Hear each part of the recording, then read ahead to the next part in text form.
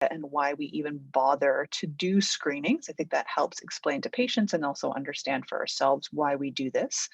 So the most important thing to remember is that HPV infection is a necessary precursor to any cervical dysplastic lesion, or at least 99% of them. Now, when I'm talking to patients, I always tell them, about 80% of women, 80% of the population has HPV. We cannot tell you when you picked this up. This could have been something that happened recently. This could have been something that happened many years ago, because oftentimes telling women that, oh, they have this change on the cervix that's related to a virus can cause a lot of stress with respect to potentially their partner. Has their partner been faithful? Has there been an episode where they've been exposed to something? And I try to avoid that sort of sense of blame, because really we have no idea at what point they have been exposed to HPV. And there are two primary classifications of HPV cervix interactions that we talk about. So one is a transient sort of interaction, which typically produces a low-grade lesion. So this means that the cervix has been infected and there's virion production and ongoing production of virus, which typically means that this can be passed on, but also is often a low-grade lesion. And then there's the other type of interaction, which is a precancerous lesion, which is essentially a persistent viral infection. So you can see down on this little graphic on the right, you start with a normal cervix and then you get infected and you have an HPV infection.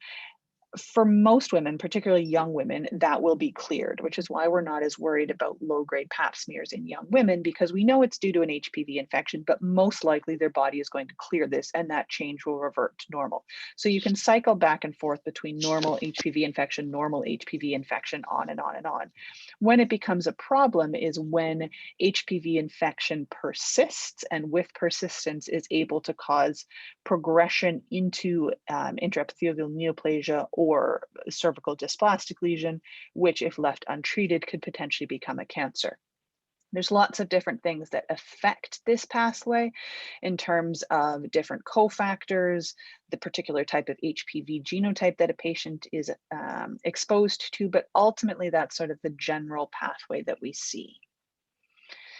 There's 4 major steps in the development of cervical cancer, just to break it down simply. So obviously the first is infection of the transformation zone epithelium with one or more carcinogenic HPV types.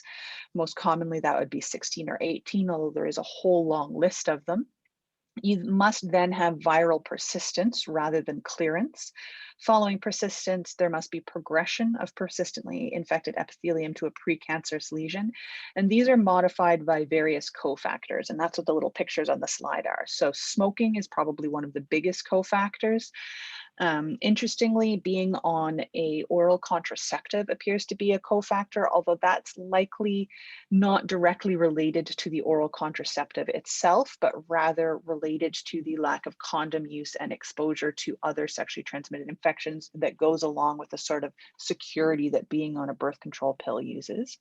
Multiparity and early pregnancy can be associated with increased risk of viral persistence, as can immunosuppression. So classically HIV, but also any sort of high dose immunosuppression for transplant patients or autoimmune disease can obviously lead to progression and persistence of infection.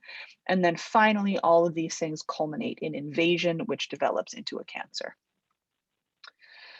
So the other thing that's important to note is what actually is the transformation zone. We talk a lot about sampling the transformation zone with Pap smears and infection of the transformation zone, but it is important to know what that actually is. So the transformation zone is the area between the original squamocolumnar junction, which is developed embryonically, and the new squamocolumnar junction, which is what we can see sometimes when you look with the naked eye, but often when you look colposcopically. And that junction is between the squamous tissue, which is on the ectocervix, and the columnar tissue, which is the endocervix epithelium. And that will move throughout a person's life associated with hormones, parity. That transformation zone shifts. And cervical dysplasia, neoplasia, HPV infection almost always arises in the transformation zone. For whatever reason, HPV preferentially affects that area. And that zone can either be fully or partially visible on the ectocervix when you actually look at the cervix. So why do we actually bother to do cervical screening? What is the point? So we know that there's a long latent phase between cervical dysplasia and development of malignancy. There is, in fact, a detectable premalignant lesion. We can treat that premalignant lesion. So ultimately, the point of all of this is to prevent malignancy, none of which I'm sure is a surprise to anyone, but I do think it's important to kind of go back to these roots every once in a while when we're reviewing these things. So Pap smear methods had been one of the things that I had been asked to talk about. So there's liquid-based cytology, which is this sort of fancy brush where the longer bristles go into the actual cervical os to get an endocervical sampling, and the shorter bristles sample the ectocervix, and then you either put the brush into the little liquid specimen and swish it around, or you actually pop the end of the brush off into the jar itself, depending upon which company you're using. And then there's the conventional Pap smear that we're all very familiar with, where you use the cyto brush and the spatula, you put it on a slide, you fix it, you send it off.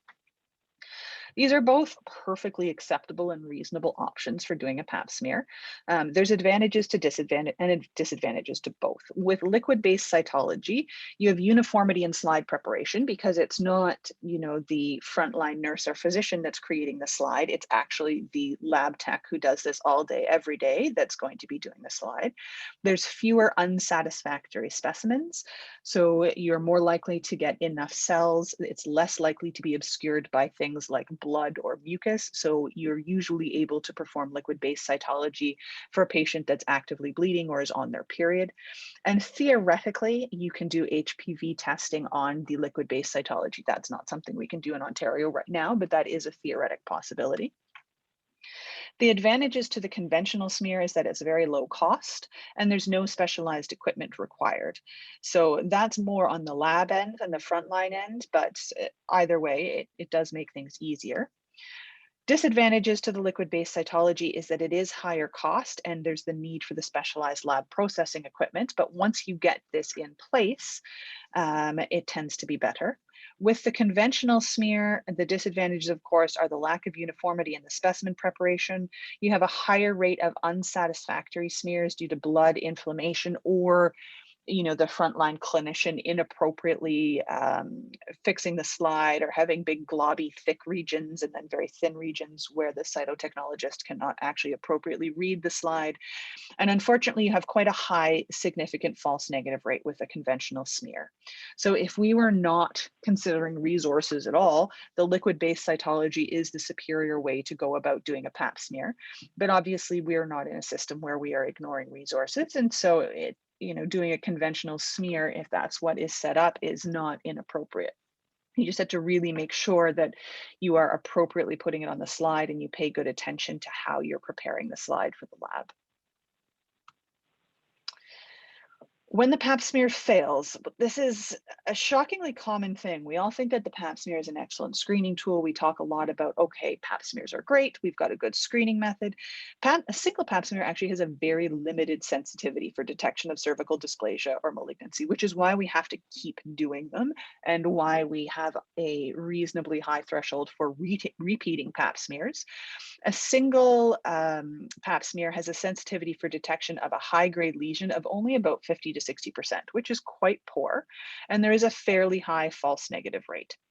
And the main contributors to false negatives are poor specimen collection and laboratory error. Obviously, as sort of frontline clinicians, we can't affect laboratory error. There's nothing we can do about that, but we can sort of interact with the poor specimen collection aspect of it and do our absolute best to make sure that we're getting a Pap smear in optimal conditions. We appropriately smear the actual cervix. Sometimes when people can't see, they get fed up and just twirl the spatula around somewhere at the top of the vagina and hope for the best. That's not really the ideal situation, of course.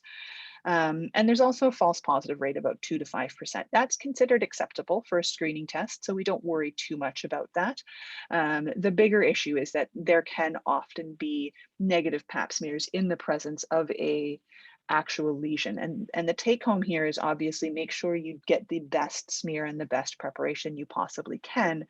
But also, if you are looking at a patient and their cervix looks weird, or they've got a concerning history, or there's just your spidey senses are tingling for some reason, Even if the Pap smear is negative, do not hesitate to send them to colposcopy, to send them to a gynecologist for another assessment, because your clinical impression is going to be better than a Pap smear most of the time. So do not use a negative Pap smear as the be all and end all, because they can be incorrect. Particularly, a Pap smear is not a screening tool actually for cancer. So if you have a concern for cancer and your Pap smear comes back negative, you still need to assume that they have cancer, because Pap smears are quite bad at picking up cancer. They're good at picking up precancer, but they're bad at picking up actual cancer. So I'm not going to spend a lot of time going over the current guidelines. If there's more questions afterwards, I'm happy to address them. But essentially right now, the guidelines say screen healthy sexually active women every 3 years starting at the age of 21, and immunocompromised women every year annually starting at 21. And you can stop at the age of 70 when a patient has had 3 consecutive normal Pap smears. So essentially their past 10 years have been normal. And you can stop post-hysterectomy at any age if the patient has no history of abnormal Pap smears. If the patient is post-hysterectomy and has had a previous high-grade Pap, they still require ongoing Pap smears of the vaginal vault. Now, this is not up to date. Currently, the Ontario guidelines are in the process of being updated. And in fact, if you read the cervical cancer screening website, they actually address sort of the who to screen question and say, you know, our guidelines say 21, but we are updating that. So when to start screening, the updated recommendation is going to be to start screening at the age of 25. And the rationale for that is that the spontaneous resolution rate of cervical dysplasia, particularly low-grade dysplasia, is over 80% in women under 25. So we see a lot of young women under 25 referred to colposcopy for persistent LSIL or persistent ascus. And then they get in the colposcopy system and we kind of can't get rid of them. And it uses up a lot of resources, but it also causes a lot of stress for the patient because people worry that they have cancer because they're being sent to a subspecialist. And it's a lot of stress that's not required when the vast majority of these lesions are just going to clear spontaneously. The other thing is that cervical cancer is incredibly rare in women under the age of 25. So starting to screen them under that age is not really providing any benefit whatsoever. The other thing that's going to be coming soon, hopefully soon, is the introduction of HPV screening, which is going to help triage a lot of patients in terms of how often we have to do Pap smears, what treatment is required if they have abnormal lesions, and it's going to be very helpful in the colposcopy setting as well as in the screening setting. But currently that is not funded at this point in Ontario. So I had some requests to talk about Pap smears in some more unique circumstances and the challenges and suggestions for doing Pap smears in those circumstances. So I'm going to go through a couple of those. So the first is Pap smears in pregnancy. So a Pap smear is not automatically required in every pregnancy. You want to do Pap smear screening in pregnancy only if the patient is due for a routine Pap. So if their last Pap was in the past 3 years and it was normal, you do not need to repeat it in pregnancy. Pregnancy does not alter the recommended screening interval. From a practical standpoint, trying to do a speculum examination in pregnancy can be quite challenging. The cervix looks weird. There's often quite a lot of cervical mucus. There's cervical eversion, where the endocervix is more visible on the ectocervix, as you can see in the picture there. And also the cervix can be deviated because of the heavy uterus, so it can be very, very hard to see. So oftentimes, from a practical standpoint, just to visualize the cervix, you either have to put a wedge under the patient's hips or have them sit on their fist to tilt the pelvis so that you can actually properly see things. And the other thing is, if you do a Pap smear and that Pap smear comes back concerning for any sort of lesion, colposcopy can be performed in pregnancy, and we do perform colposcopy in pregnancy. We can still do cervical biopsies. If there's a concern for a cancer, we can still do a LEAP procedure in pregnancy if we have to. We try very, very hard not to, but we will if we think it's actually a cancer. But the important thing to note is please, please, please put the due date on the referral, because Otherwise, we don't really know how quickly to see them. And once a patient's in their third trimester, doing colposcopy on them is both very challenging and incredibly uncomfortable. And we try to avoid that. So if we can see them in the second trimester or the first trimester, that's definitely going to be the best. So we will expedite a referral based on the patient's due date. So please put that on there if you could. Other concerns about doing Pap smears in pregnancy is that a lot of physiologic changes of pregnancy can actually mimic cervical dysplasia when you're looking at the cervix. So the cervix can look incredibly abnormal. There can be increased vascularity, there can be hypertrophy, and there can be hyperplasia of the endocervical glands. And that's just the person looking who's doing the Pap smear. From a lab standpoint, the cellular changes of pregnancy can mimic HSIL. And if the pathologist is unaware of the fact that the patient is pregnant, there's going to be a fairly high rate of false positive Pap smears because there's this phenomenon called an Arias stella reaction, which is essentially decidual cells that have degenerated and that are located on the cervix that are totally normal, related to pregnancy. But if a pathologist is unaware of the fact that the patient is pregnant, it looks almost exactly like a high-grade lesion. And so you can get a lot of false positives in pregnancy if the appropriate information is not put on the pathology rec. Even if it is on the pathology rec, you can still get false positives. The other thing to note is that the rate of progression of dysplasia to malignancy is not changed by pregnancy. So that rate is still quite slow. So even if we believe a patient has a true high-grade lesion in pregnancy, we are unlikely to do anything about it. We'll perform colposcopy. We'll watch them closely to monitor visually for concerning features of invasion, but we're not going to treat them during pregnancy. We typically wait until about 6 to 12 weeks postpartum to bring them back into clinic, repeat colposcopy, and potentially do treatment at that time. The other situation that I was asked about was Pap smears in prolapse. Now, pelvic organ prolapse can complicate Pap smears in two different ways. One is the actual result of the Pap smear itself. There was a retrospective study that was published not that long ago showing that pelvic organ prolapse is associated with an increased rate of non-HPV Pap smear abnormalities, whether that's due to inflammation and irritation of the tissues that are prolapsed, whether it's due to atrophy, it's hard to know. It's an associative study, not a causal link, but that finding is out there. The other main issue with trying to do a Pap smear in prolapse is trying to locate the cervix. It can be incredibly challenging. There's floppy vagina and tissue everywhere, and trying to actually see what you want to see is really quite difficult. So a couple of tips that I've found useful: use a large grave speculum, so basically the largest speculum that you have available to you. Put a condom on it. Cut an opening at the end of the speculum so that you can actually get your Pap smear brush through and then do your speculum exam. Ideally, the condom will prevent the floppy vaginal walls from just scooching into the middle of the speculum and making it impossible to see. Using a pelvic wedge, again, to tip the pelvis so that it's going to be more in your view.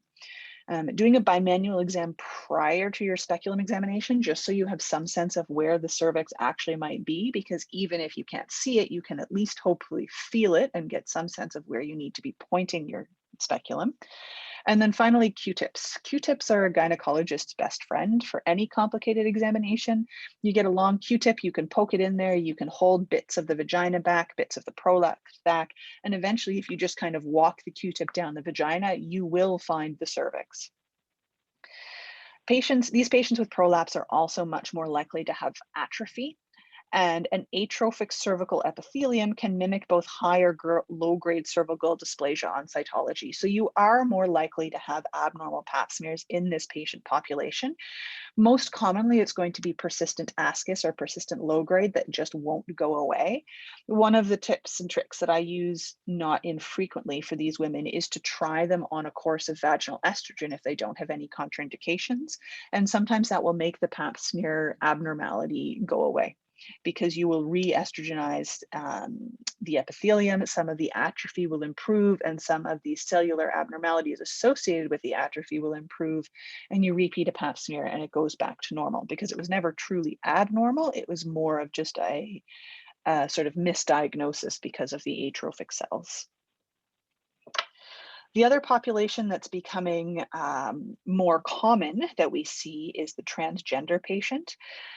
This needs to be approached quite sensitively, as this can be an area of significant mental stress and anguish for these patients, but female to male transgender patients continue to require routine Pap smear screening if the cervix is retained. So if they have not had sexual reassignment surgery with a hysterectomy, they still require Pap smear screening. There's no changes to the screening. It's still done according to routine Pap smear screening guidelines, but it does need to be done. And it's something that needs to be done with quite a long conversation with these patients to try and make sure that they're on board with this so that they understand the need and the reasoning, because as I said, it can be quite distressing for these patients to have to do this. And it can also be quite an uncomfortable examination because these patients will be on hormone suppression. So they're not going to have any estrogen, and they're going to be quite heavily androgenized. And so there can be very narrow vaginas, very uncomfortable examinations. So there needs to be a good rapport and level of trust between the patient and the physician to be able to do this effectively. So specific Pap smear findings and how you read the Pap smear report, it's important to read fully through the report. Oftentimes the report will start with saying atypical cells, and if you just see that, you miss the consistent with low grade, consistent with high grade that follows it. So do make sure you read the full report and don't just skim it.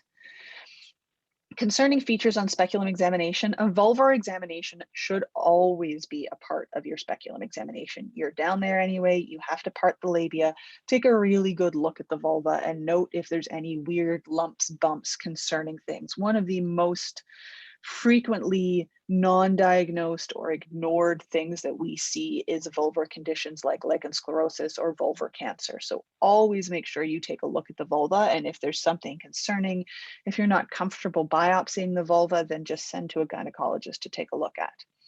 Once you're actually doing your speculum examination, other things that can be concerning is an excessively friable cervix, purulent or necrotic discharge, very foul odor, or a nodular or irregular cervical mass.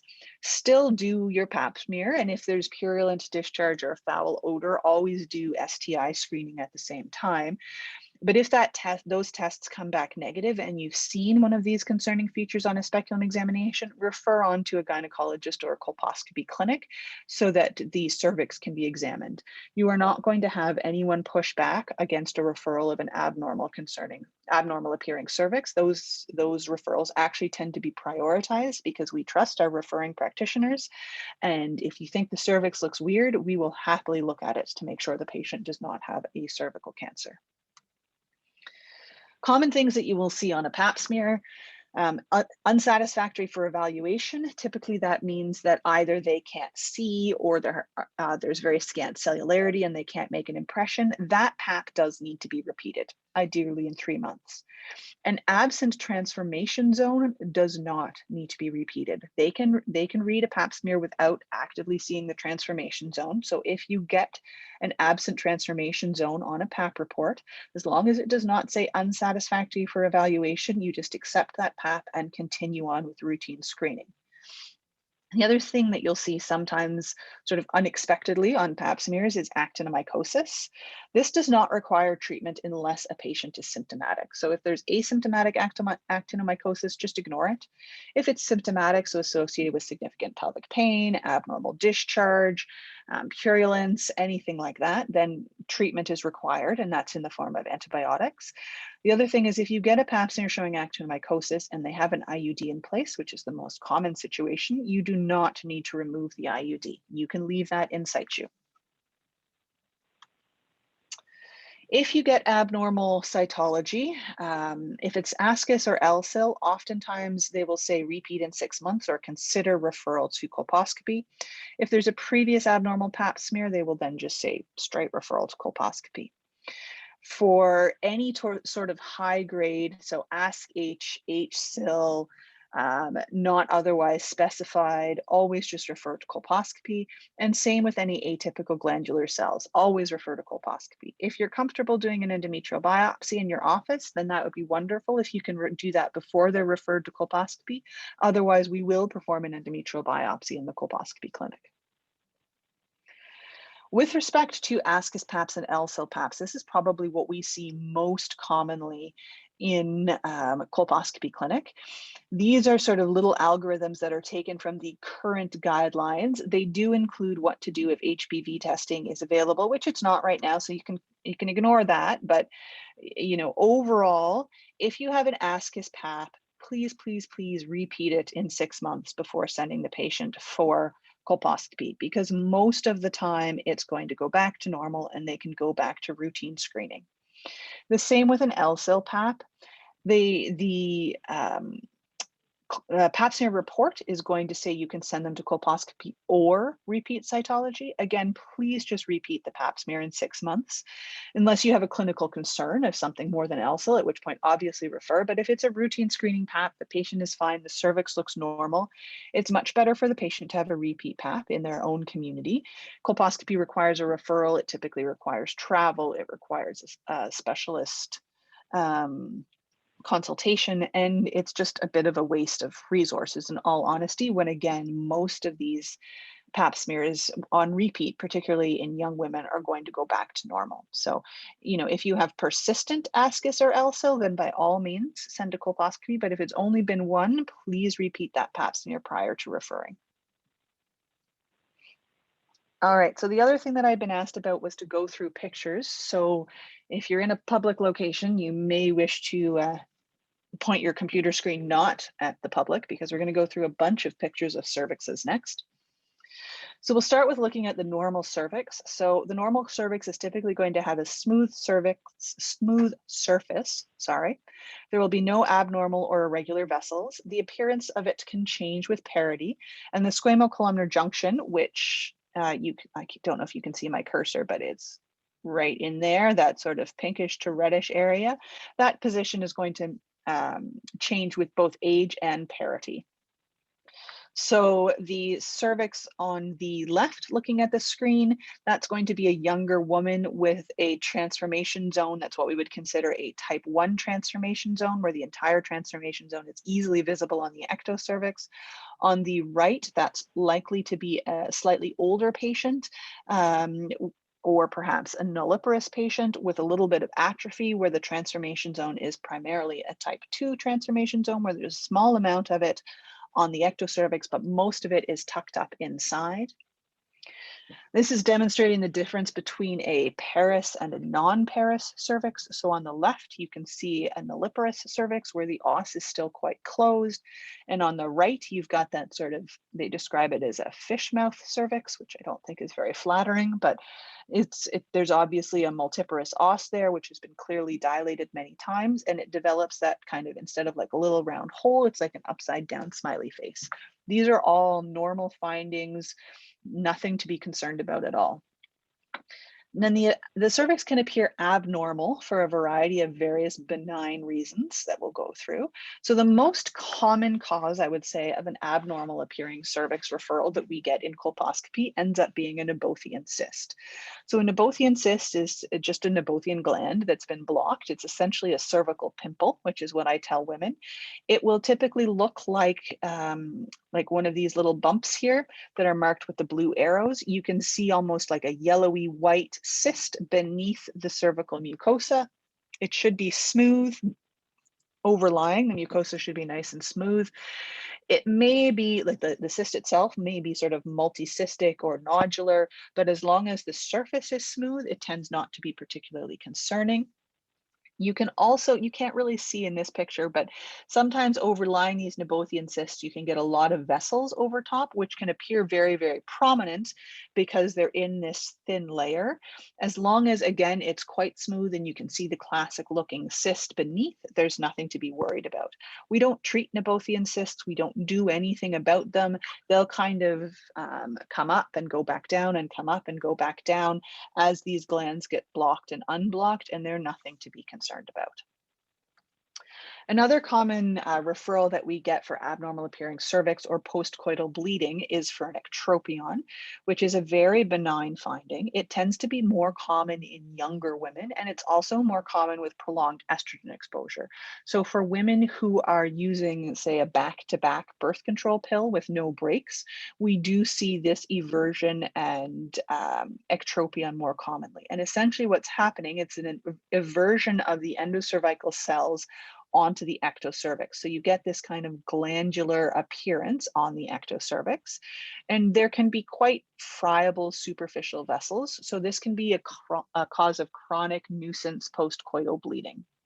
Now, if a patient is having chronic nuisance postcoital bleeding, even if you think and a Pap smear is normal and you think it's just an ectropion, they probably still should be referred to colposcopy just to rule things out. And sometimes we can use a little bit of either a laser or some silver nitrate to just try and cauterize some areas to prevent that nuisance postcoital bleeding for patients so that it's less of a problem. These are some other images of an ectropion. Essentially, they just look very, very glandular. They're much more red and fleshy appearing than the classic ectocervix, but there's no obvious atypical vessels. There's no concerning nodularity. It's still the regular contour of the cervix. It's just everted. Cervical polyps can also be seen quite commonly. Again, the vast majority of these cervical polyps are benign, but they can be a cause of postcoital bleeding. And rarely what we think is a cervical polyp can be a prolapsed piece of endometrial tissue. So we do occasionally see an endometrial cancer present with a polyp that's kind of prolapsed down through. Those typically look much more abnormal. They tend to appear quite necrotic and irregular, as opposed to a classic cervical polyp, which is quite smooth surfaced. The mucosa overlying it looks like typical mucosa, although it can be a little bit hyperemic, like this picture on the left.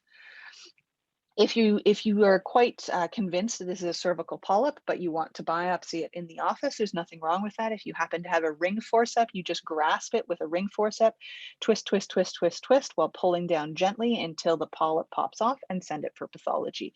The stalk of it likely will bleed a little bit, but that will stop spontaneously on its own.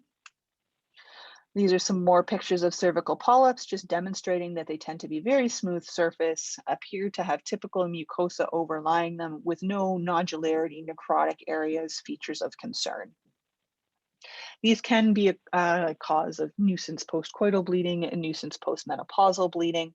So if possible, they should be removed if they're causing symptoms. If they're not causing symptoms and they look very benign, they do not need to be removed. They're not going to cause the patient any problems.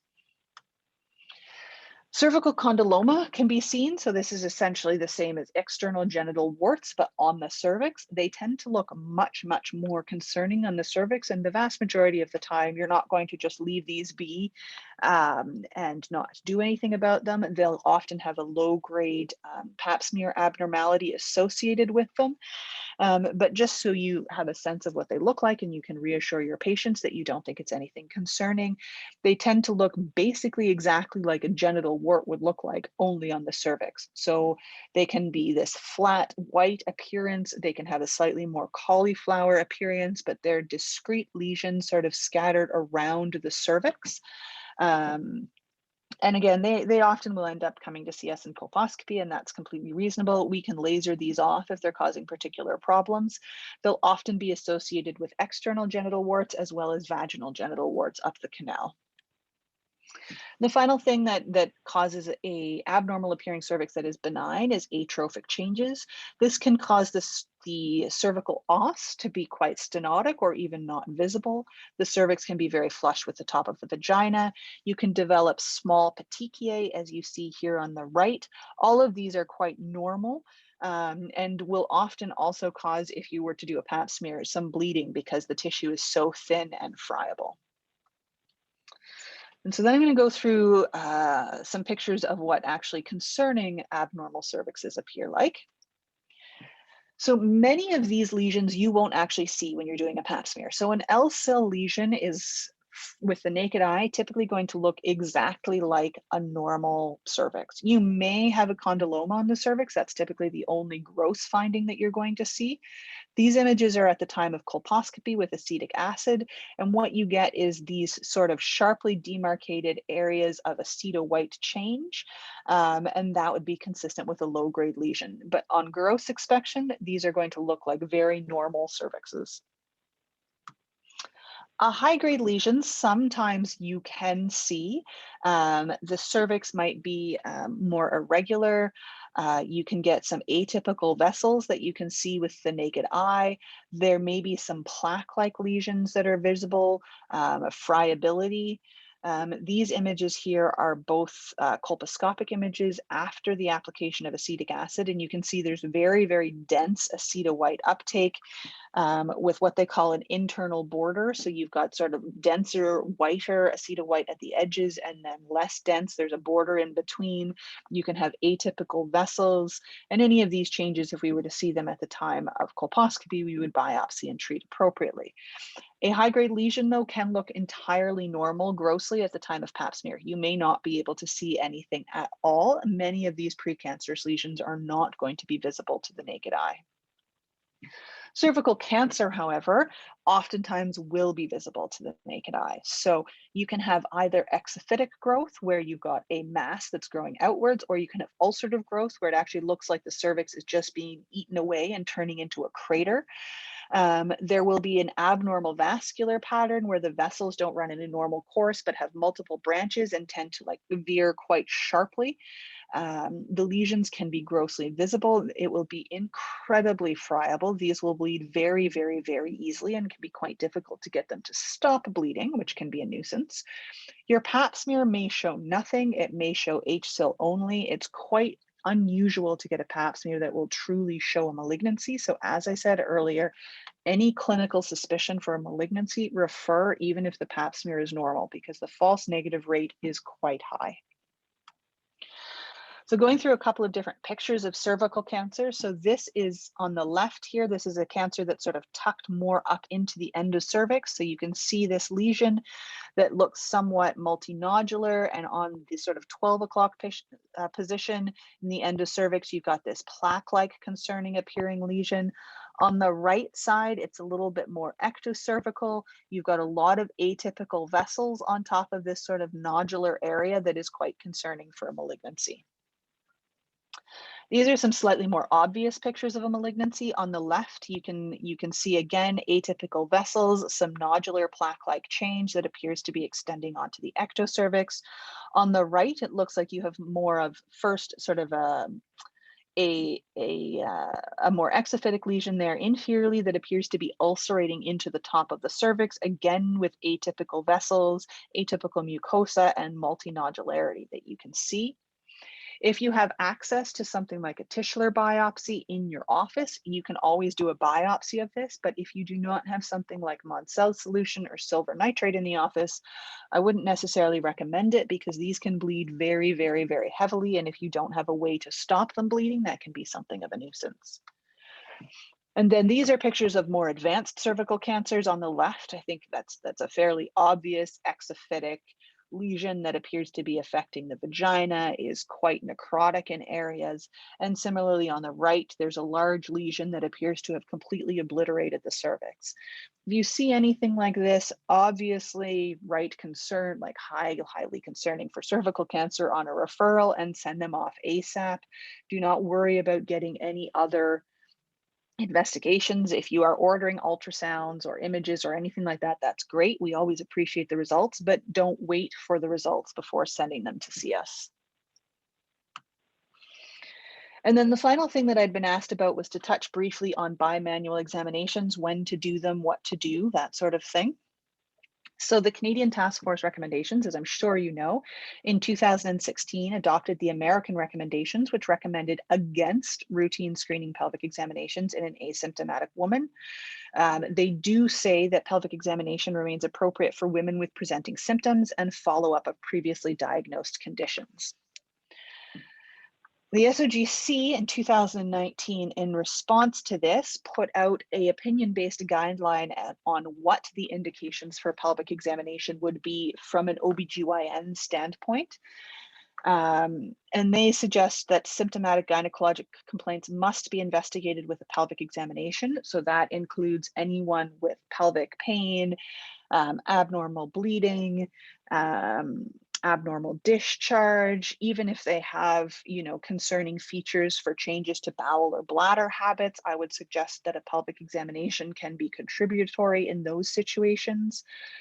The original American recommendations are based on studies looking at screening that combine both pelvic examination as well as something else. So whether that's a blood test or imaging as a screening tool, there's no study that's looked at just a pelvic examination alone as a screening method. So a lot of OBGYNs think perhaps it's a little bit early to say don't do them at all. So you can use your clinical judgment, but certainly women undergoing Pap smear screening definitely benefit from a screening visual examination. So always, always, always look at the vulva, and may benefit from a bimanual examination, particularly if they have any gynecologic complaints whatsoever. I would suggest having a low threshold to do a bimanual examination is always a good thing. I mean, taking into account patient situation, you certainly don't want to put patients through an invasive and intimate examination if they've had a history of sexual trauma or any other issues where a pelvic examination is going to be triggering if that examination is not absolutely necessary. But that being said, a lot of things can be picked up: uterine fibroids, concern for PID, pelvic masses. All of these things can only be identified with a pelvic examination. So if a patient is comfortable with it and has any sort of gynecologic complaint whatsoever, I would strongly recommend performing a bimanual examination if you can. So practically, any woman who has symptoms should be examined. A routine examination of a healthy asymptomatic woman is likely to be low yield. So certainly I would agree that just screening for no apparent reason is probably not going to do anything other than make sure that you are comfortable doing bimanual examinations, which is not really a great indication to do them, but do have a low threshold to perform these examinations on your patients. And that is what I have to say at this point. So if there's any questions, I would be more than happy to answer them, or if there's issues that I hadn't addressed that you wanted me to talk about, I can try and do that on the fly. Thanks so much. I just wanted to add before we move on to questions that any abnormalities at all, whether as a chin you feel they are normal or abnormal, require consultation with your MD or your NP. Okay, any questions for the presenter?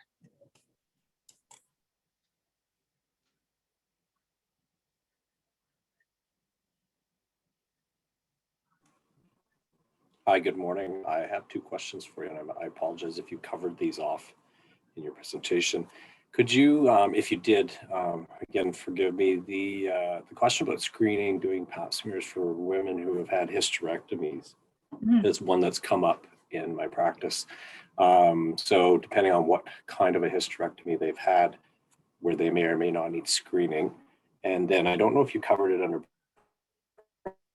but there's always, again, what type of to do depending on the stage of the pregnancy for Pap smears, because sometimes they can indicate not to use it before a certain prenatal period. So could you just speak a little more to that?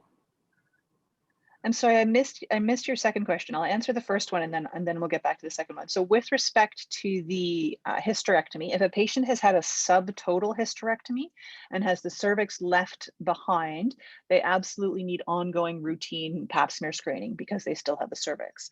Now, ideally, you should not have very many patients with subtotal hysterectomies because as gynecologists, we should not be performing subtotal hysterectomies anymore, but there's going to be the odd patient and potentially older patients may have had a subtotal. So if you know that a patient had a subtotal hysterectomy and has a cervix left behind, they still require routine Pap smears. If a patient has had a total hysterectomy of any form, whether it's laparoscopic, open, or vaginal, whether or not they require ongoing vaginal vault Pap smears depends upon what their previous Pap smear history was. If they have a normal previous Pap smear history, they do not require any ongoing Pap smears following a total hysterectomy. If they have had previous high-grade Pap smears or been referred to colposcopy and had a LEAP for high-grade change, any history of high-grade change whatsoever, they still require ongoing vaginal vault Pap smears after hysterectomy, and that would be until the standard age of Pap screening completion, until the age of 70. And then I'm sorry, you broke up during your second question, so if you could ask that again. No problem. Hopefully I'm clear. The other question was around type of device to use when doing Pap screening for pregnant patients. Right. Some of them indicate on the manufacturer labeling not to use before a certain period in the pregnancy. And so that generates a lot of discussion about do we not, what should we use instead? Yeah, so that is, I think, a little bit of manufacturer cover your ass, pardon my French, that's happening. But ideally, you don't want to be putting anything particularly high into the endocervical canal. So if you have liquid-based cytology, the broom that you use, it's totally fine. Those bristles are delicate. They're not going to go very high into the canal. You can perform that, I believe, at any point in pregnancy without causing any harm. If you're using the more conventional Pap with the spatula and the CytoBrush, that's where I think the debate comes up. And it's whether or not you're going to use the CytoBrush and put the CytoBrush into the cervical canal. Arguably, early in the pregnancy, you probably should not be placing the CytoBrush fully into the cervical canal. So your options are wait until the patient is out of her first trimester of pregnancy if she's reliable and she's going to come back for routine prenatal care. And if she's due for the Pap, do the Pap later on. If the patient is not particularly reliable or you're concerned, you can just use the spatula. That's safe to use, and you can use the CytoBrush, but just sort of just kind of place it at the os as opposed to putting it in fully into the cervical os. But the idea is that you don't really want anything into the cervical canal because of the potential for disruption to pregnancy. Now that is pretty theoretical. I mean, we do a lot of things transcervically in the high-risk obstetrical world, where they're really putting things into the cervical os to sample, like chorionic villi sampling and things like this, without significant pregnancy loss risk. So it is a theoretical issue, but if you're being very, very careful, what I would suggest is use the spatula the way you normally would, use the broom the way you normally would if that's what you're using. But if you're using the CytoBrush, either don't use it at all or just very gently place it kind of just at the opening of the cervical os and turn it there. Do not put the brush all the way into the cervix. Great, thank you so much.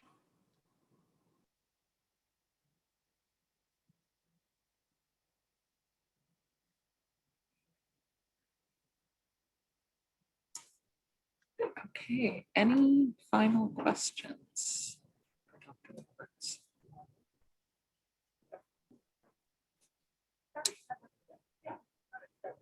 Okay, if nothing else, thank you very much.